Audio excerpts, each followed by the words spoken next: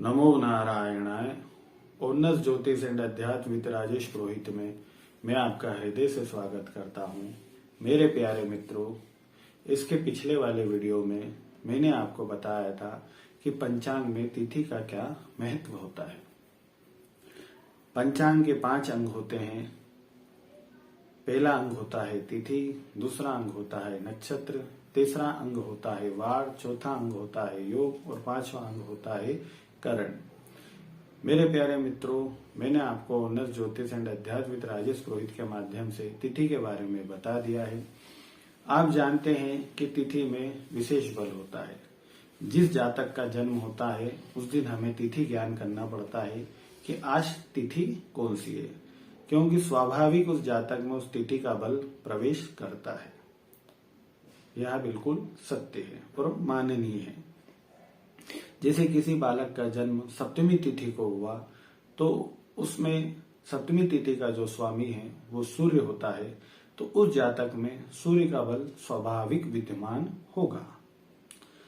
जिस जातक का बल त्रयोदशी तिथि में होता है तो उस जातक में स्वाभाविक भगवान कामदेव का बल विद्यमान होगा। ऐसे ही जिस तिथि में जो जातक जन्म लेता है उसमें वह देवबल उस तिथि का विद्यमान रहता है। मेरे प्यारे मित्रों, आज हम जानेंगे ज्योतिष के पंचांग का जो दूसरा पार्ट होता है, अंग होता है, वह होता है नक्षत्र। इसी के बारे में आज हम जानेंगे। नक्षत्र का अर्थ होता है कि आकाश मंडल में जो आपको तारा दिख रहे हैं, इन ताराओं के एक समूह को हम नक्षत्र मानते हैं। ये अपनी एक विशेष आकृति लिए हुआ होता है और इसी आकृति के ऊपर इन नक्षत्रों का नाम रखा गया है। हमारे जो प्राचीन ऋषि मुनि थे, उन्होंने इन नक्षत्रों को, समूह को एक आकृति में देखकर उसका विशेष रूप से नामकरण किया है। इन्हें 27 भागों में बांटा गया है। कुछ ज्योतिष आचार्य 28 नक्षत्र भी मानते हैं, जो अभिजीत के नाम से जाना जाता है। परंतु प्रमुख जो नक्षत्र होते हैं वह होते हैं 27, जिनके बारे में मैं आज आपको बताऊंगा। उन नक्षत्रों पे विशेष रूप से प्रकाश डालूंगा। मेरे प्यारे मित्रों, हकीकत में नक्षत्र होता क्या है? नक्षत्र एक प्रकाश पुंज है। हम पहले ही जान चुके हैं कि ज्योतिष का अर्थ होता है ज्योत यानी प्रकाश और ईश यानी परमात्मा। वह परमात्मा का प्रकाश जो सत्य है, सनातन है, अनंत है और सर्वथा सर्वत्र विद्यमान है। अब इन नक्षत्रों में प्रभु का परमात्मा का प्रकाश प्रवेश करता है और वह प्रकाश ग्रहों के माध्यम से परावर्तित होकर हमारे पास आता है। तो मुख्य रूप से जो नक्षत्र होते हैं वो 27 होते हैं। इन 27 नक्षत्रों का हमें अच्छी तरीके से ज्ञान होना चाहिए। क्यों? क्योंकि मेरे प्यारे मित्रों, यदि हम इन 27 नक्षत्रों के बारे में नहीं जानेंगे तो आप जो सूक्ष्म ज्योतिष होता है, जो फलित में प्रयोग किया जाता है, आप कभी सही फलादेश नहीं कर पाएंगे, क्योंकि बिना नक्षत्र ज्ञान के फलादेश अधूरा रहता है। जैसे तिथि ज्ञान का महत्व होना जरूरी है, उसी प्रकार से नक्षत्र ज्ञान भी होना अति आवश्यक है, क्योंकि नक्षत्रों से ही जो प्रकाश रहता है वो ग्रहों में प्रवर्तित होता है और ग्रही राशि के माध्यम से फिर वो हमें ट्रांसमिट करते हैं। इसलिए नक्षत्रों का ज्ञान होना अनिवार्य है।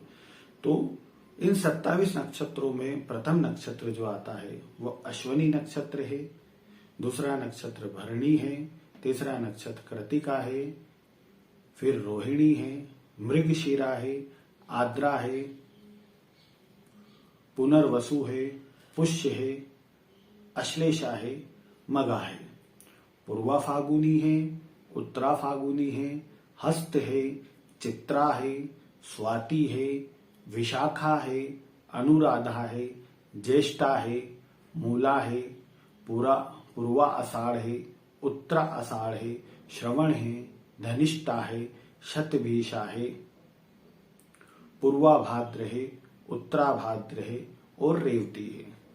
मेरे प्यारे मित्रों, जो 28वां नक्षत्र है यह अभिजीत है, जो कि उत्तरा आषाढ़ के प्रारंभ में और श्रवण के शुरुआत में आता है। ये कुछ घटी मान का होता है, जिसे अभिजीत नक्षत्र माना गया है।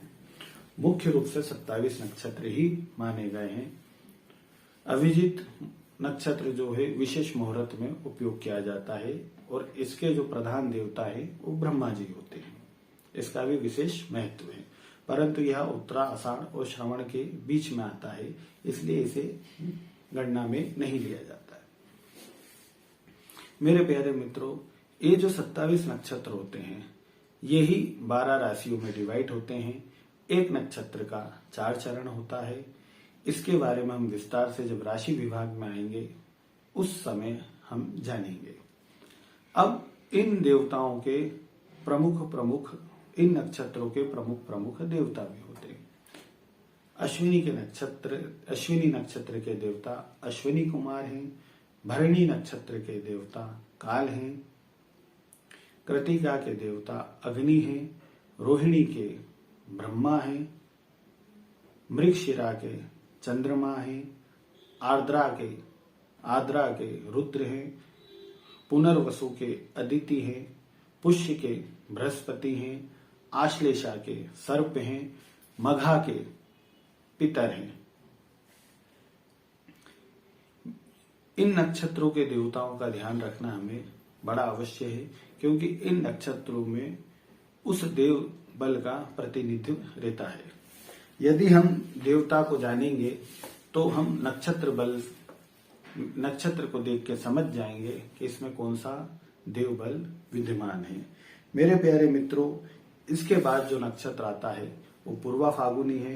पूर्वा फागुनी नक्षत्र के जो देवता होते हैं वो भग हैं। उत्तरा फागुनी नक्षत्र के देवता अर्यमा हैं। हस्त के देवता सूर्य हैं। चित्रा के देवता विश्वकर्मा है। धनिष्ठा के जो देवता हैं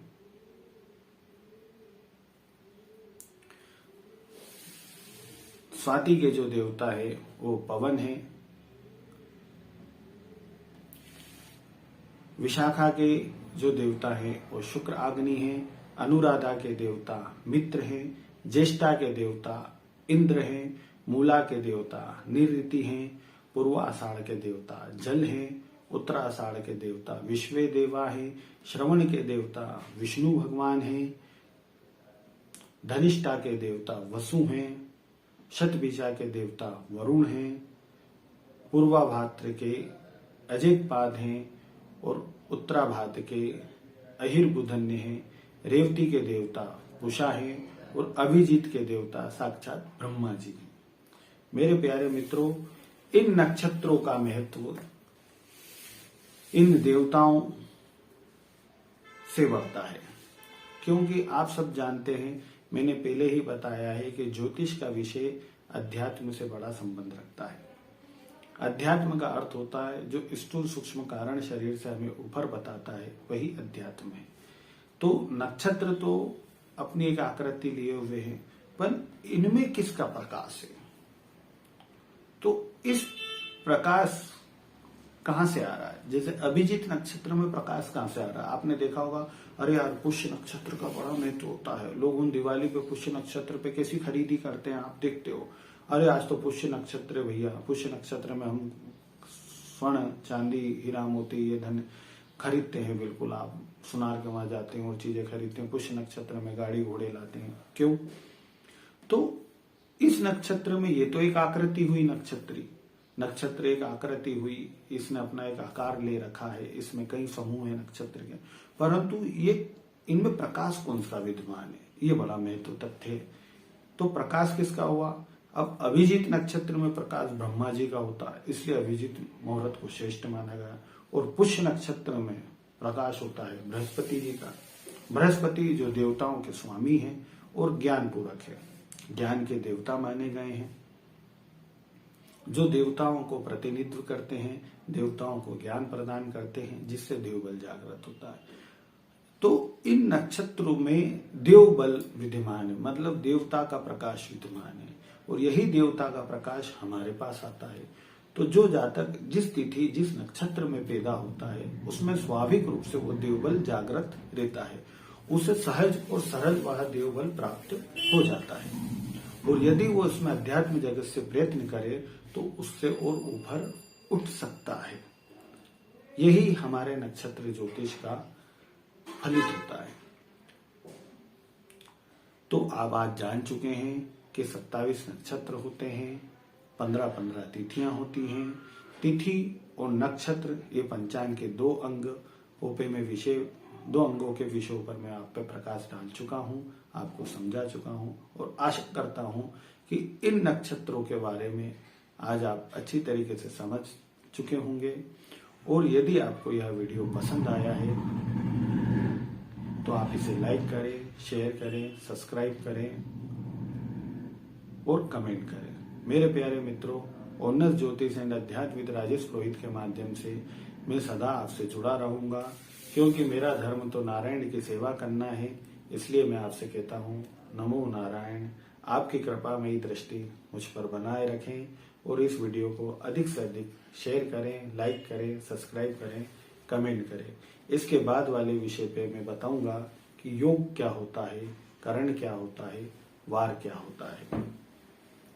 जब तक के लिए नमो नारायण।